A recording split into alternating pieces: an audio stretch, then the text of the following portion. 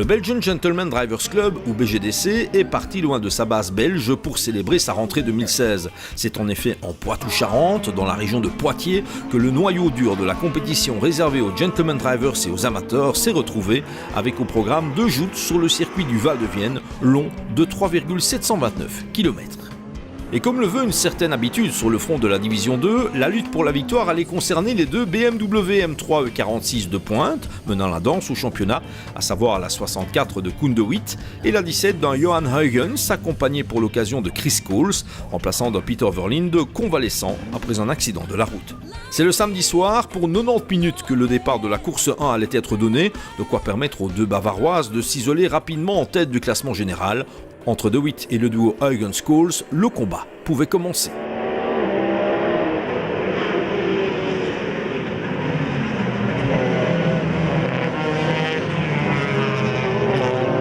Et cette première joute, marquée par la tombée progressive de la nuit et une arrivée dans l'obscurité, c'est à Koen de Witt qu'elle allait sourire, le pilote néerlandophone ne lâchant rien pour se positionner en ordre utile en vue de la joute du lendemain. Je suis très content et c'est assez inattendu. C'est la première fois que je roule ici et c'est un circuit plutôt difficile, surtout dans l'obscurité. Mais bon, j'étais en mesure de résister à Chris Coles durant le premier relais. Ensuite, je suis rentré, il m'a fallu dépasser Johan, ce qui n'a pas été simple car je ne voyais pas bien l'intérieur des virages. Par la suite, tout s'est parfaitement déroulé pour moi. Ik denk dat hij daar veel last van gehad heeft. Maar voor mij bleef het eigenlijk heel uitstekend gaan. Les avantagés par le handicap à purger lors du pit stop, conséquence de sa victoire à Zolder, la M3 numéro 17 de Johan Huygens et Chris Coles concédaient au bout de l'heure et demie de course une grosse minute à la 64, à la fois peu et beaucoup.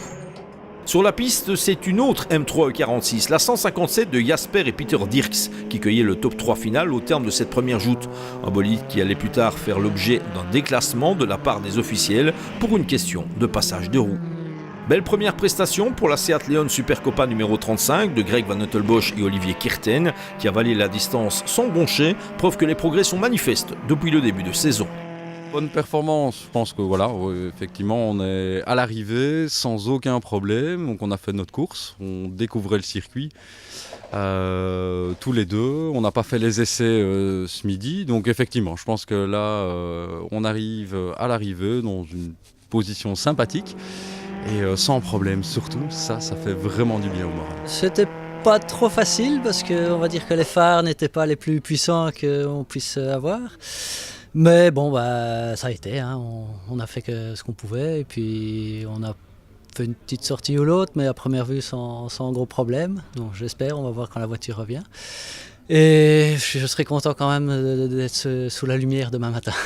Terminant à une poignée de secondes seulement de la Seat, la vaillante BMW Z3M Coupé numéro 888 de Pierre de Lancer, Maxence Van de Kerkhove et Dimitri Kluskens achevait la première joute dans le top 5, ce qui était plutôt prometteur pour la suite.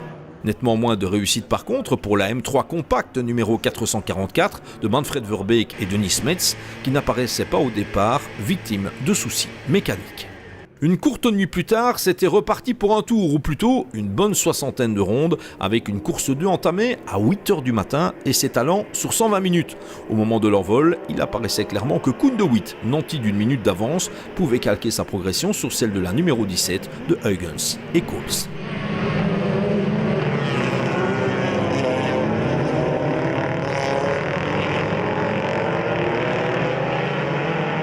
Cet été-là, sans compter sur les affres de la mécanique. Alors que le cap de la mi-course était en passe d'être atteint, De Witt réintégrait les stands, victime d'un ennui de direction assistée, le laissant sur le carreau.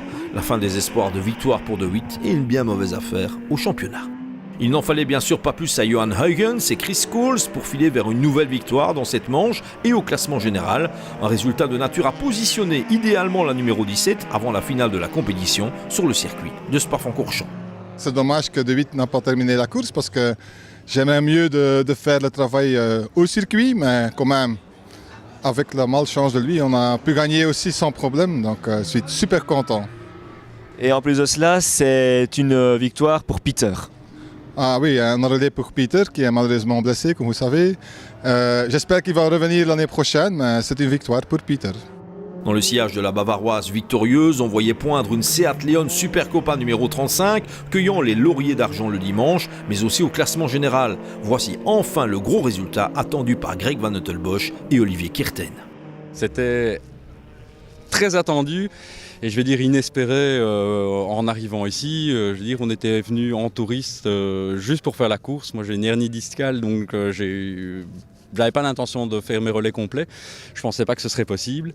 On a démarré, j'ai fait une petite bêtise dans le tour de chauffe, un petit bac, on est parti dernier et se retrouver deuxième à l'arrivée, c'est vraiment inespéré. Ouais, je sais pas, c'est émotionnellement, c'est génial.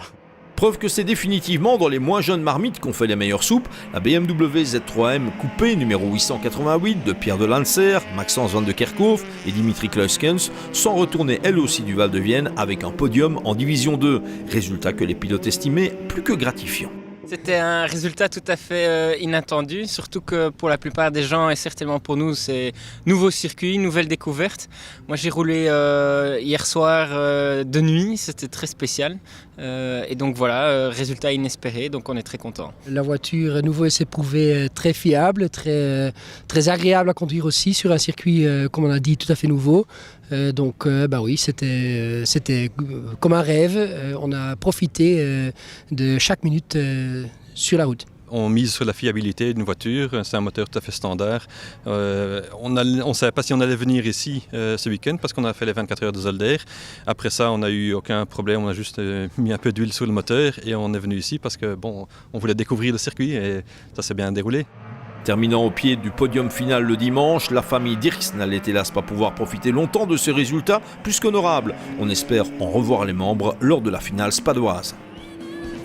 En remportant le classement de l'AD2 au Val de Vienne, alors que De Witt accusait le coup, Johan Huygens et Chris Cole se positionnent en ordre très utile avant le verdict de la fin de saison, le dimanche 16 octobre, sur le plus beau circuit du monde.